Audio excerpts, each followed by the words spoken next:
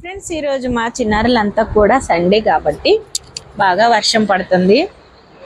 ఈరోజు ఏం చేసుకుందామంటే ఈరోజు మార్నింగ్ మధ్యాహ్నం భోజనం పప్పు వేరే కూరైనా తిందాం, మధ్యాహ్నం స్నాక్స్ కింద చికెన్ పకోడీ చేసి పెట్టమ్మా అని అడగ్గా మరి వారి కోరికని ఇలా తీర్చాను.